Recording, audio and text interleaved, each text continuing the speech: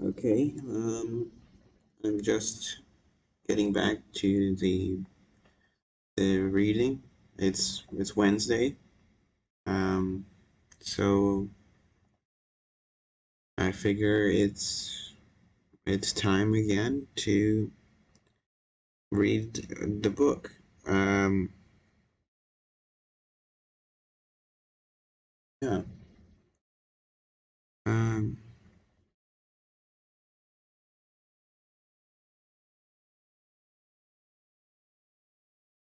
yes. Okay. Well, last I left off, it was talking. It was here. Let's see.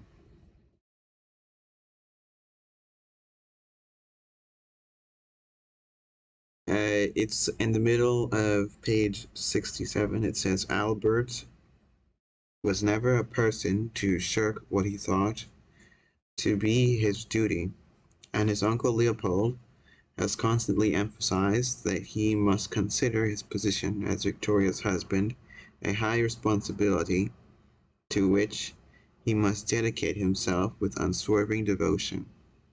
Nevertheless, he was not prepared to wait endlessly on her shilly-shallying. Um, yeah.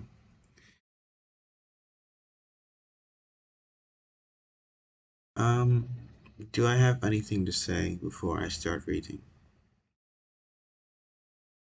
Um, no, today has been a bit of a slow day for me, I suppose. Um, I've only had two things on my mind, which is doing this reading and to continue with some online application for a summer job. Other than that, there isn't anything that I want to do, and if I feel like if I could just do those two things, then my work is done for the day, and I don't have to worry about anything else. So here I am, getting back to the book. So, what seems like Albert and Victoria met each other, but Victoria is not um, exactly keen on getting married just yet, and she would much rather um, much rather stay independent for a little while longer. And Albert is pretty much ready to become the Queen's husband. And this is where I left off.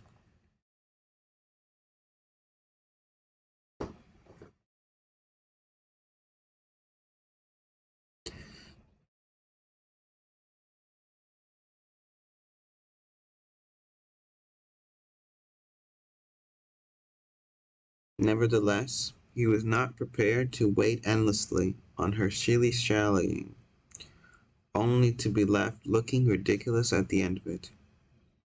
He told his uncle that if Victoria did not make up her mind one way or another, he would withdraw from the lists. Perhaps at this stage he would have been slightly relieved to do so. What kind of a young man or young gentleman, as his protective, as his prospective wife had so coldly called him, was Prince Albert? A disgruntled Athenian is once said to have voted against Aristides because he was tired of hearing him described as the just. In the same way, the modern reader caught in the crossfire between the 19th century picture of a paragon of all virtues and the 20th century jargon of a psychiatrist, is inclined to view that he couldn't be, but if he were, he must have paid for it. Possibly, the layman's short answer is he was and he did.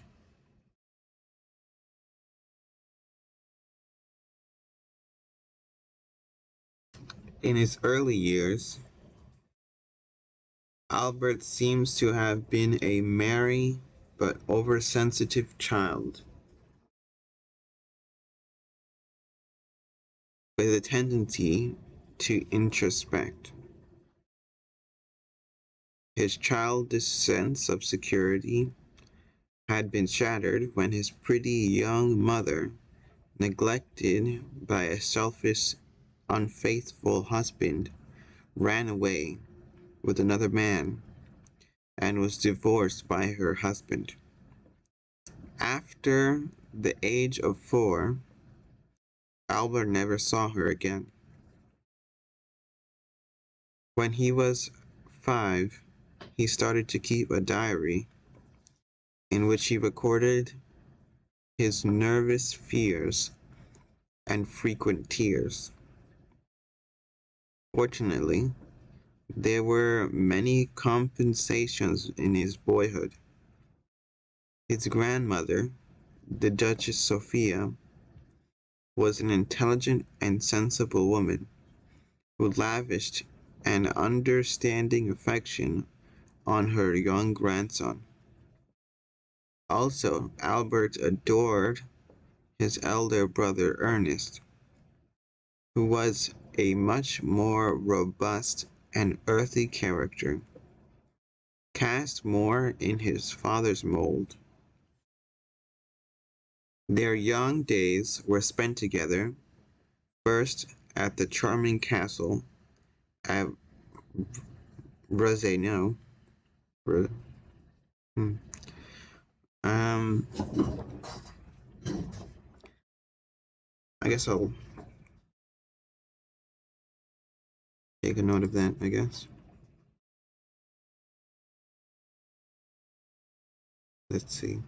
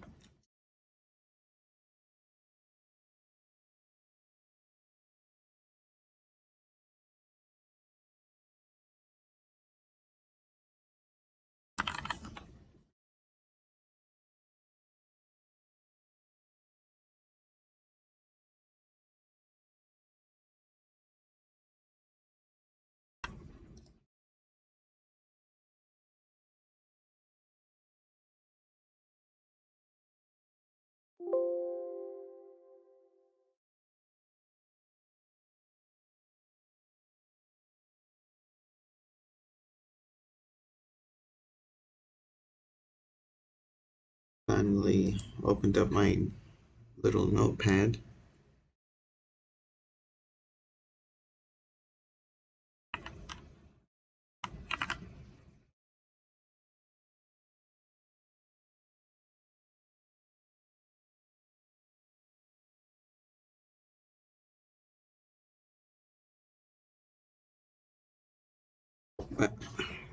Which throughout the prince's life held a very special place in his affections. And later, when the brothers were pursuing their studies, first at Brussels and then at the University of Bonn, when the time came for their paths to divide.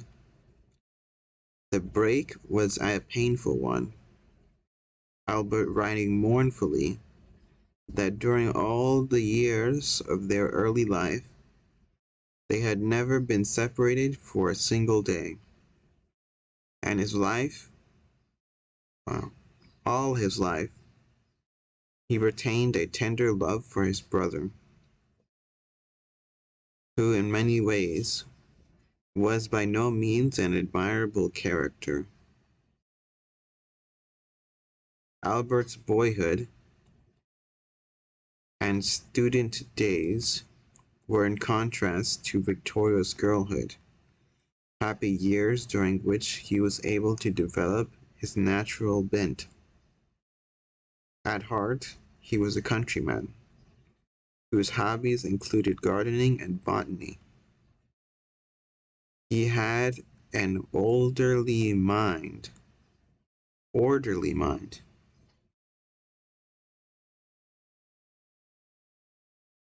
with an inclination towards scientific interests, both of which tendencies found a vent in the collection and arrangement of his specimens.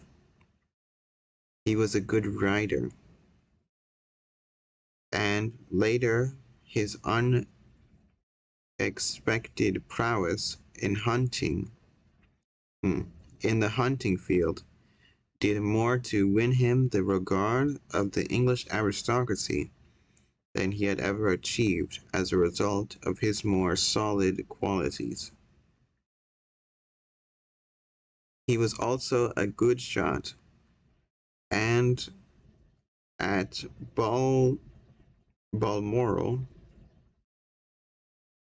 one of his pleasures was to be deer stalking.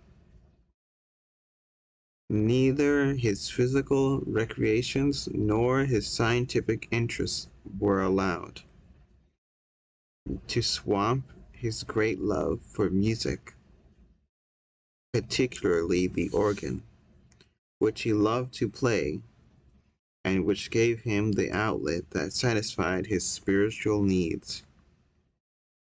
In spite of this serious side, he had a fund of rather simple gaiety. He was a good mimic, and was not above playing practical jokes, particularly among his friends in his student days. All at meals, he was often a merry and amusing companion. But what distinguished him most and shines out from the various descriptions of his friends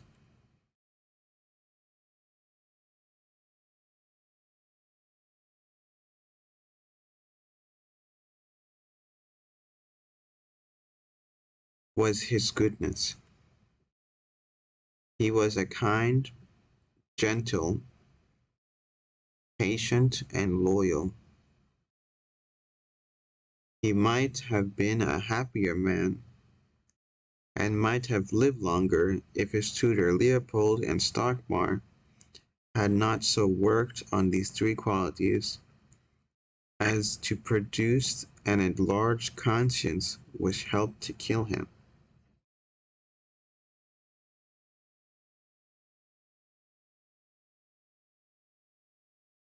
Hmm. I'm going to check the YouTube stream to see if everything's alright. It seems like it is. Um, let's see. And also, just in case, um,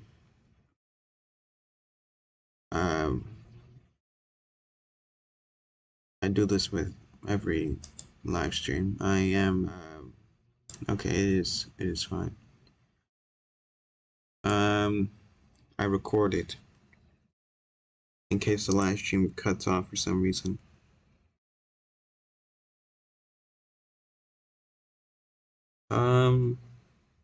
But it seems like book is giving us some foreshadowing as to how Albert might meet an unfortunate end. But let's see what else the book is saying. When Ernest and Albert arrived at Windsor, weary and time-stained after a bad crossing, Albert, unlike Victoria, was always a wretched sailor. They had arrived ahead of their baggage, and therefore had no clothes, and did not dine with the Queen that night. Although, though Lord Melbourne very sensibly thought that they still ought to have done so.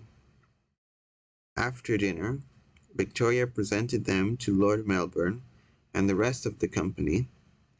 The Queen sat, as was her custom, on the sofa with Albert seated opposite her. The Queen, always susceptible to good looks, and at the sight of Albert, her frozen dread disappeared. She wrote in her journal that night, "Albert is beautiful," and once again they were described as my two dear cousins. Leopold must have been much relieved to receive a letter which Victoria found time to write on the 12th, telling him that she found Albert very fascinating and praising his beauty, his unaffected manner, and his amiability, adding with a complete volte-face. That's interesting. It must be French. Or it must be French. That she was very happy to have them there. Her journal for the 11th contains a catalogue of his charms.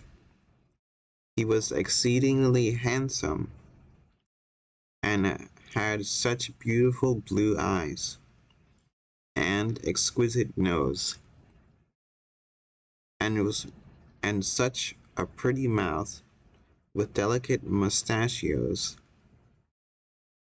and slight but very slight whiskers.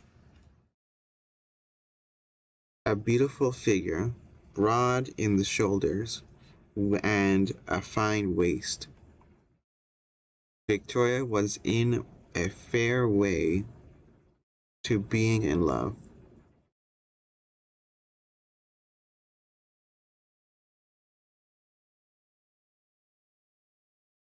The next few days only deepened her emotion.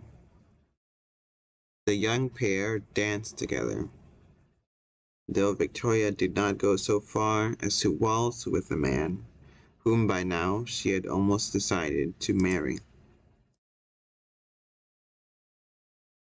They rode together. Victoria now even promoted dearest Albert to sitting beside her on the sofa, and by the 13th she told Lord Melbourne that she had changed her mind about marrying, but could not yet make up her mind to come to a definite decision, though she realized that she must do so soon.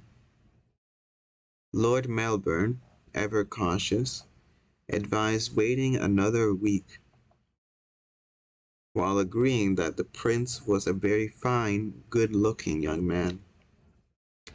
Next day, Victoria told the prince minister that she had decided to marry Albert, but when they came to discuss the date, she showed her last traces of hesitation and suggested it might be well to wait a year. Lord Melbourne did not agree.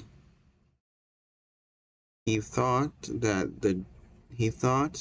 that difficulties could only arise through waiting, and that the public would be relieved to hear that she was to marry.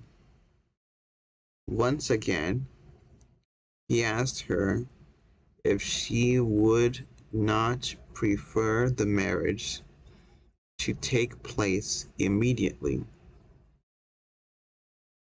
Once again, she refused. He then suggested that the ceremony might take place in January or February, which would give Parliament the necessary time to make arrangements for the prince's allowance and status. Then came the awkward question as to how the Queen was to tell Albert one of her decision.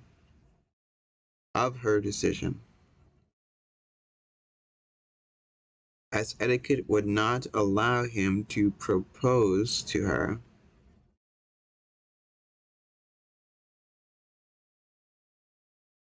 Hmm, that's interesting.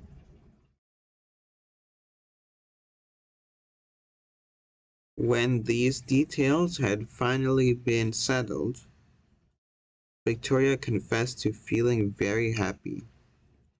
It was the decision she was never to regret.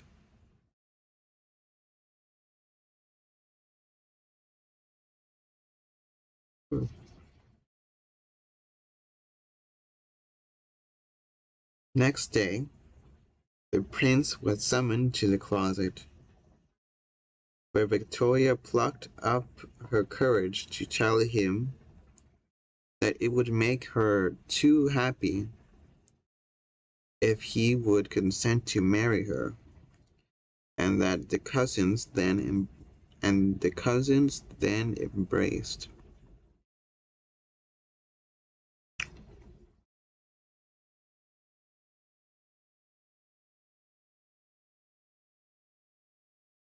Victoria wrote in her journal that night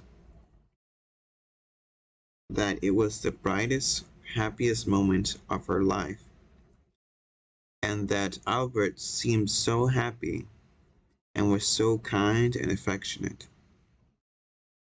The die had been cast.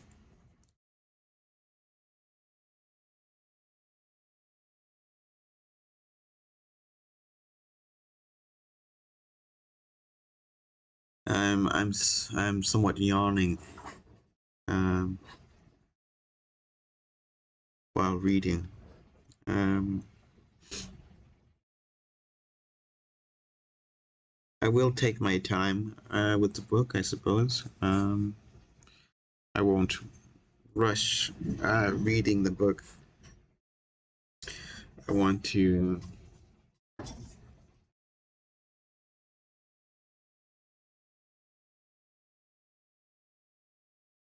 make sure that I take in the information, but also make sure that I'm not straining myself to read the book. Um,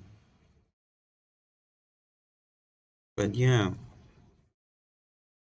so Prince Albert and Victoria are getting married. I still don't know what month exactly this all took place. I might have skimmed over that.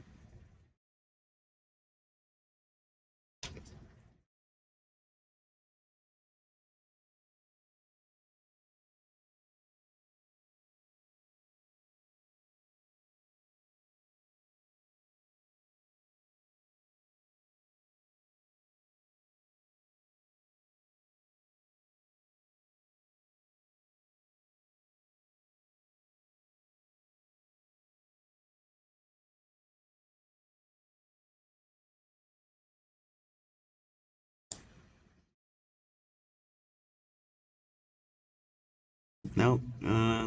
Can't find the month.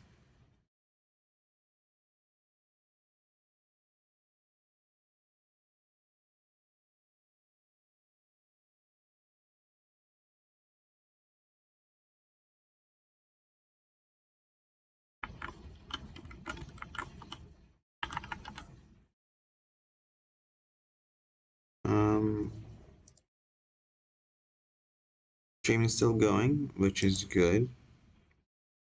I got some weird Discord noises going on, but I think everything is all right.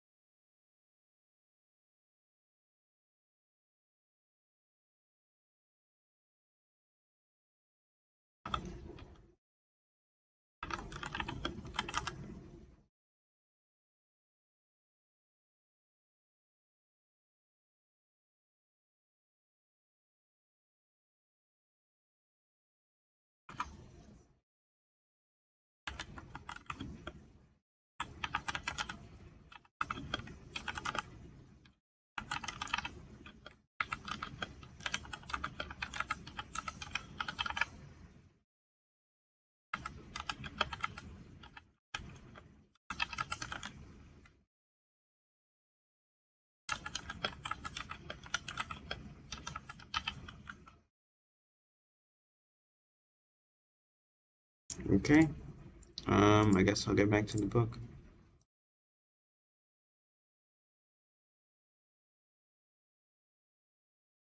I may need some time to out exactly where I left off. I think it was here. After the uncertainties of the last few months, it must have been a relief to both of them to have come to a decision. Albert's reactions give the impression of a more of give the impression more of a mood of sober happiness than of a young man swept off his feet by love.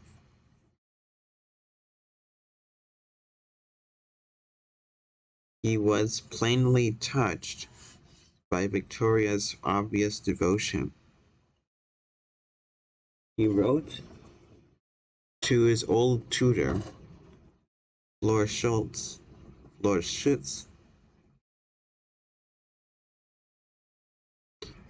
that he was at a loss to believe that such affection should be shown to me.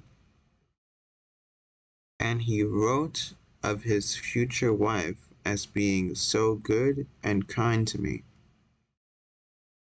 He had, he declared, attained the height of his desires. Then came the admission.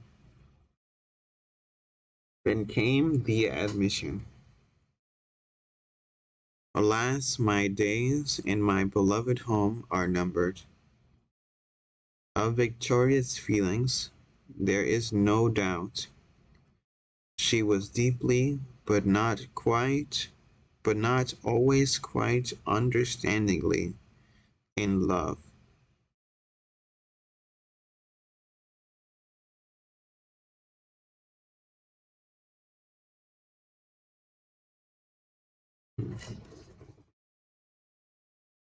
That this change of heart should have been so rapid is not really surprising.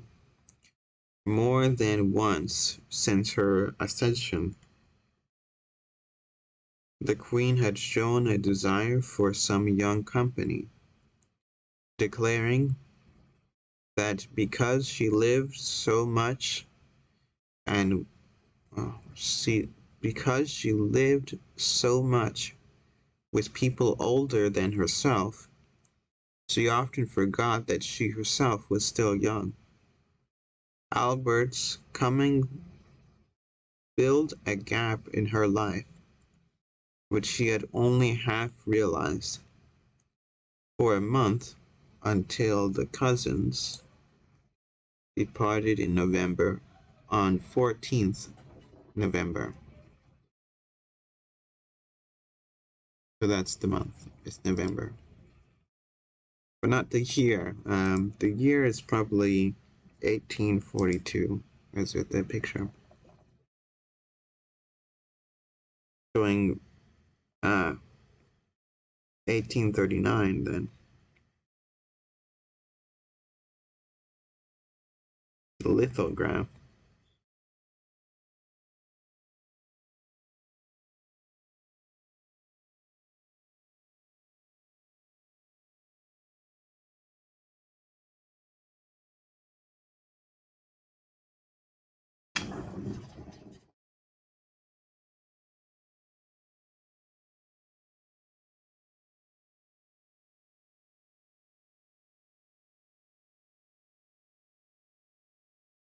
Albert and Victoria danced and rode and made music together. But though Victoria was a young woman of 20 and deeply in love, she was also a queen, and as such, her forthcoming marriage brought much business in its train. As queen, she had first to inform her nearest relations, and then in person to announce the fact to her privy council. Then there was the question of whether her husband should be given an English title, and of negotiating with Parliament the amount of the annuity to be granted to him. There was also the problem of the composition of his household. All these matters filled the months between the engagement and the marriage with much troublesome business.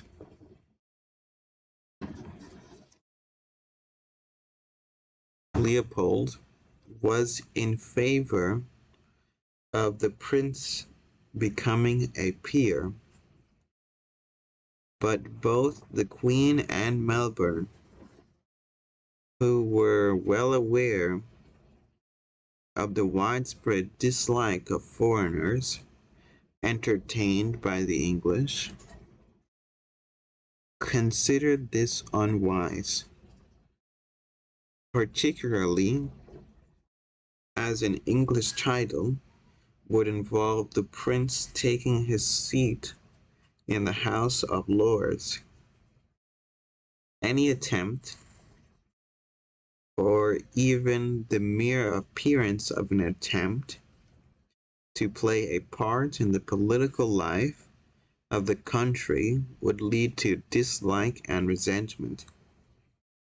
So deep-seated was the insular attitude towards a foreign husband for the Queen that it was not until 1857,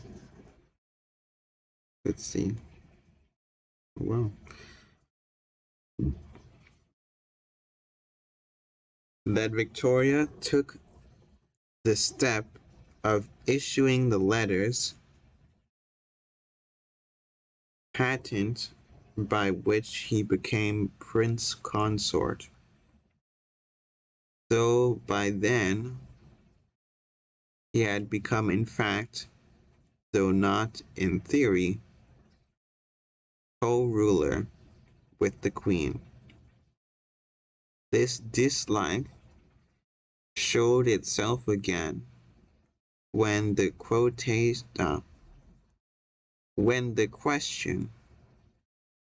of the prince's annuity was raised in Parliament. When Prince Leopold had married the Princess Charlotte, then heiress to the throne, He had been granted £500 a year. I'm not sure if that symbol is pound. And naturally, Victoria expected Parliament to make the same provision for her husband. Instead, he was voted only 300,000. The news of the wrangling in England over his settlement and about the question of his precedence over royal dukes caused much unhappiness, and Leopold had to report that he was looking wan and melancholy. Much of the trouble rose out of the conflict of the political parties. The Tories were using the prince to score off Melbourne, and to some extent off his Whig queen. Their intransigence was political, not personal. I'm gonna have to look that word up. It's always something new when I read this book. Some new word to look up.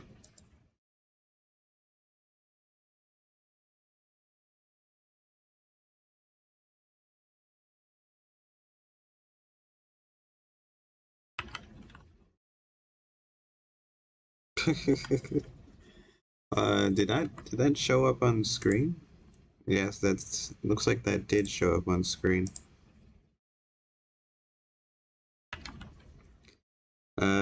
Can't. Let's. Yeah, can't. Oops, I guess. Bloopers, I guess. Um. Who's gonna watch a 38? Who's gonna watch 38 minutes in to see that? I wonder.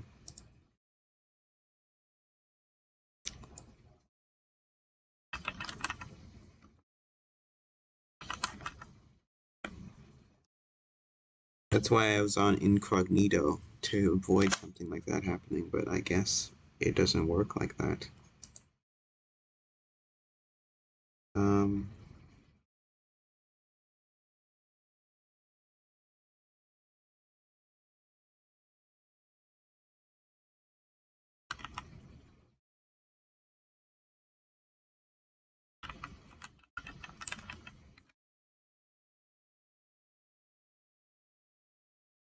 Okay. Intransigence. Intransigence. Intransigence. Refusal to change one's views or to agree about something. I should, because when I do come back to this book every week, I don't exactly remember everything. So I'll take note of the vocabulary, and then I'll see how that goes, if I can remember the meaning of the words. I'm looking in the vocabulary right now, and one of the words is askance. No idea what that means without the context. But that's what your reading is about, I guess. Learning new words. It's not always easy to learn new words, especially when they are quite rare. I always thought that, well, I suppose it's not specific to learning new languages that vocabulary is difficult. It seems like vocabulary is always a challenge. Which is, I guess it's a comforting sort of thing to know. It's when tackling new languages, is that it's not as hard as it seems, but it's not as easy as it seems either. It's kind of like that one song. I guess I'll play it. It's not that hard. It's not as easy as it seems. Pick up the pieces of your dreams. That song. I guess I'll see if I can. Let me see if I can get it. I'll play a little snippet of it.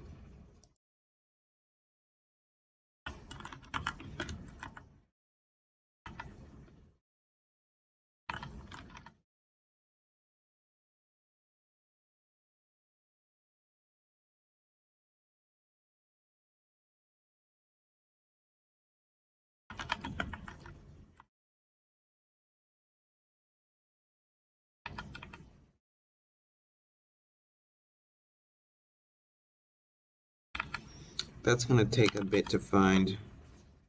But I guess I'll look for it anyways. I'll have to mute YouTube. But anyways, no, I can't look for it right now. Let's see if I can.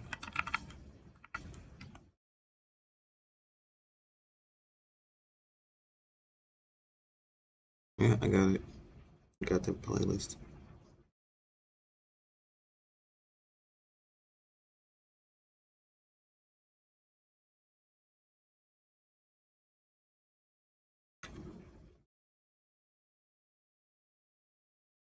I wish I knew the name of that song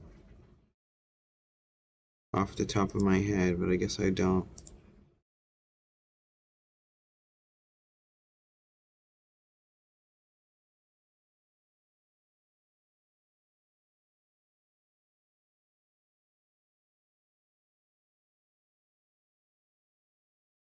If it's not in this playlist, I won't go looking for it too much.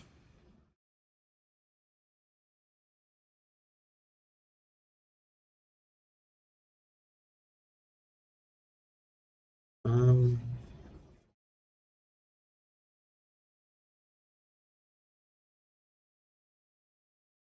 I wish there was uh someone that I can. Oh, I found the song. Here's the song. See if I can skip to the exact part.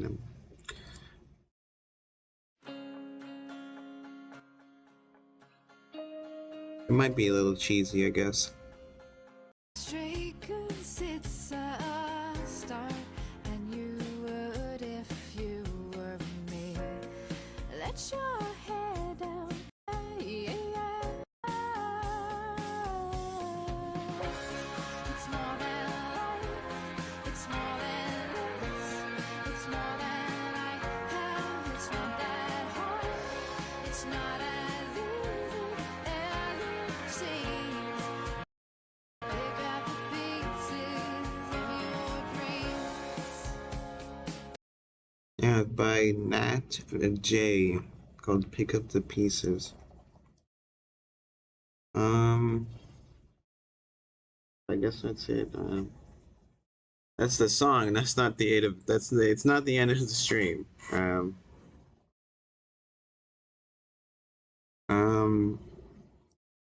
I guess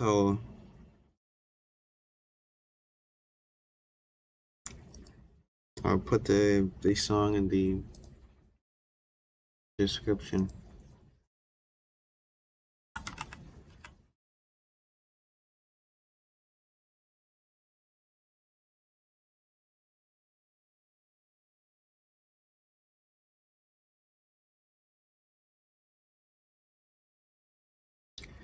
But yeah, that was it. That's what learning vocabulary from books is like. Um, not that hard, not as easy as it seems.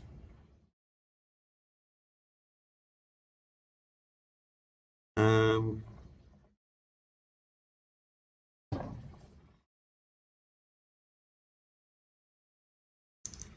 where did I leave off?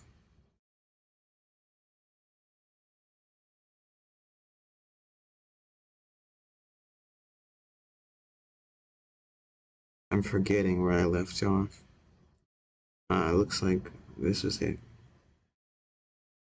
Their transigence was political, not personal. I'm forgetting what that word is now. If you don't know, refusal to change one's views or to agree about something.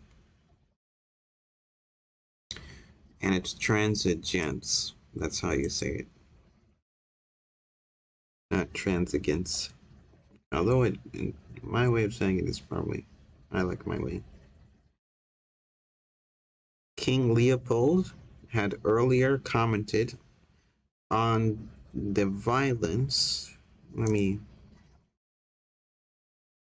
On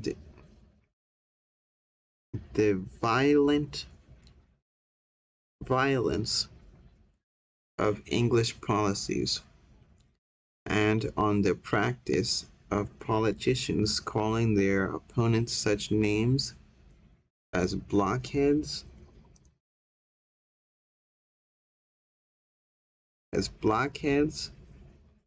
wretches, rogues, fools, and any other term of abuse that occurred to them.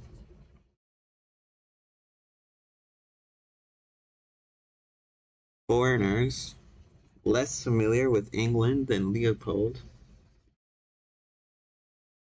often found it difficult then, as now, to realize that the sovereign and the ministry could do little to restrain a freedom of expression both in Parliament and in the press, which would have been forbidden in a country whose political traditions were different.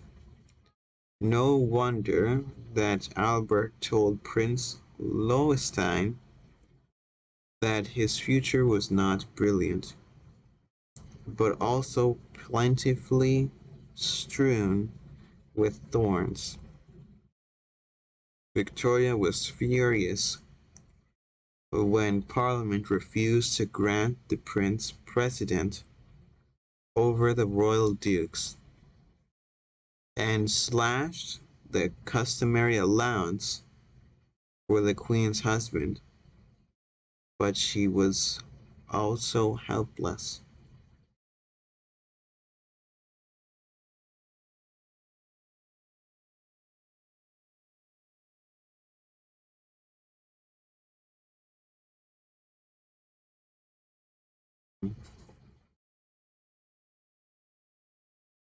So just getting into a bit of the,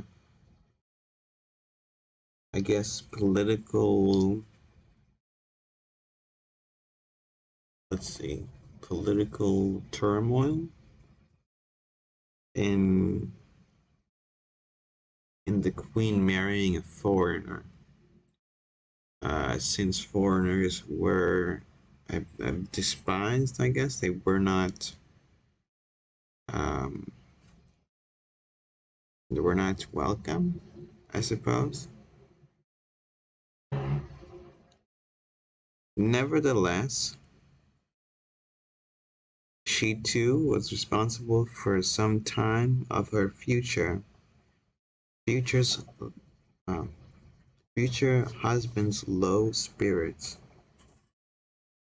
It was natural that Albert, deeply attached as he was to his home and his family, should dread leaving them for a country that was strange and for the moment unfriendly. It was also natural that he should want at least some of his new household to be chosen from among his old and trusted friends. After the bedchamber crisis, Victoria, above all, should have been able to appreciate his feelings on this. But though her political instincts were sound, she did show a certain insensitivity in handling him.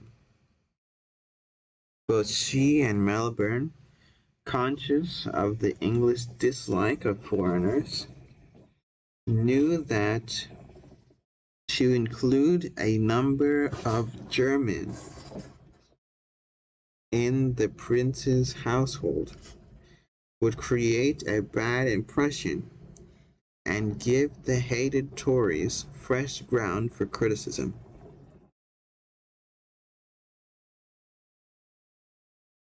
Albert, therefore, must have an all-English household. The political situation made it also seem desirable that the choice of its members should not be left to the prince. It would be extremely awkward if he should appoint some who were Tories. However congenial they might be to him as people,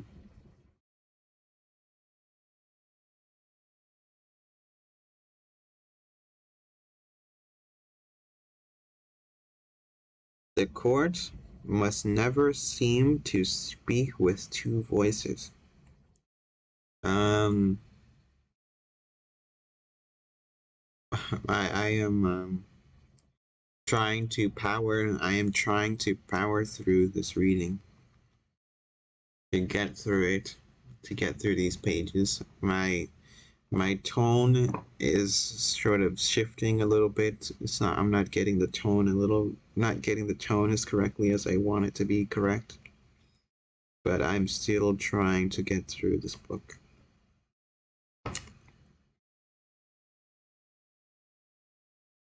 The court must never seem to speak with two voices. It was essential that the prince's household should be of the same political complexion as the queen's. Moreover, it was important that as the queen's husband and a foreigner, Albert should not give even the appearance of meddling in domestic politics. Therefore, active politicians were debarred from becoming members of the prince's household. Considerations such as these made it imperative that the household should be chosen by someone familiar with all the nuances and niceties of English political and family connections. This was so clear to Victoria that she seemed inclined to underestimate Albert's reactions and not to realize that the tone of her letters might wound a sensitive person. For instance, Albert wrote, pointing out that If I am really to keep myself free from all parties, my people must not belong exclusively to one side. It is very necessary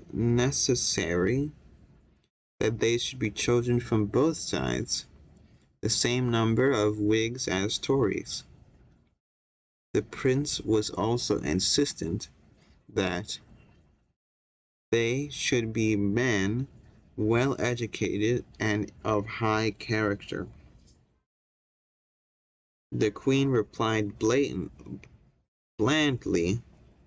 that his ideas were not to do at all, though she promised that the men chosen for him would be respectable, distinguished persons of high character. Apparently, some of the prince's disquiet was due to the rumors that had circulated after the Lady Flora affair, that the reputation of some of the people surrounding the Queen was open to question. Meanwhile, Victoria and Melbourne had decided that George Anson, who was already Lord Melbourne's private secretary, should act in that capacity for the Prince. Again, Albert protested against having a man about whom he knew nothing placed so confidential placed in so confidential a post, and again Victoria rejected his plea. While sugaring the pill by assuring him that it was her greatest and most anxious wish to arrange matters to his liking. Nevertheless, Anson was to become his private secretary. In reply, Albert, while expressing his disappointment, gave a reluctant consent to the arrangements that Victoria was making for him, declaring his confidence in her judgment. The interest of this correspondence is in the way which it reveals the footing on which the partners to the forthcoming wedding stood in the months before it took place. Victoria adored Albert, but never once did she allow her feelings to cloud her judgment as queen. In all these matters, Victoria had acted in close cooperation with Melbourne, and it was generous of Albert to write the Prime Minister thanking him for all the trouble he had taken. In another man, the gesture might have been ironical.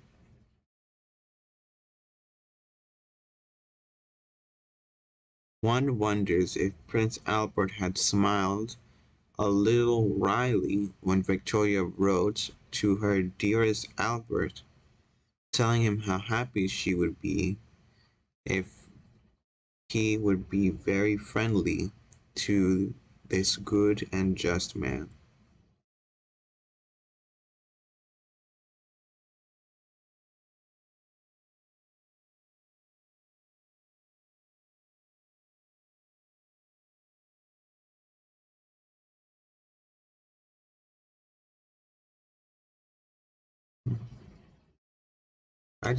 Before I end the reading,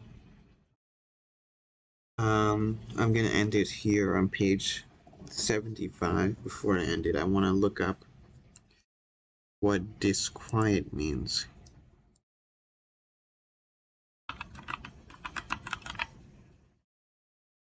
Oh, okay. And it has nothing to do with the word quiet, it looks like.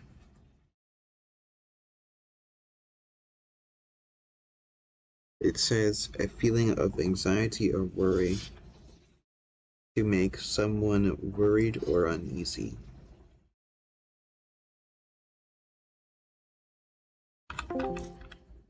That could be easy to remember.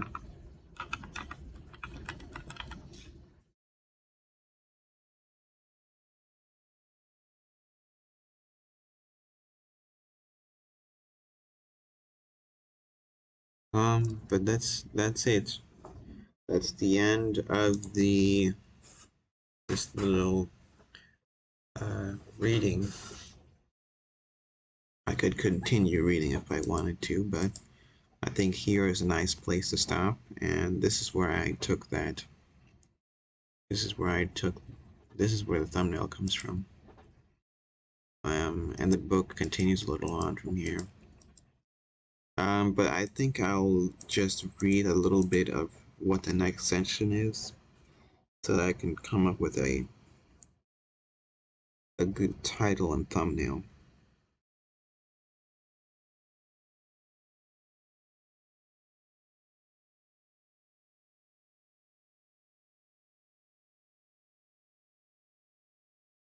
I think I can title it something. Maybe The Royal Wedding or something like that.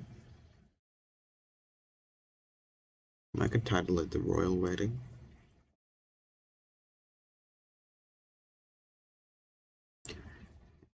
And I'll take a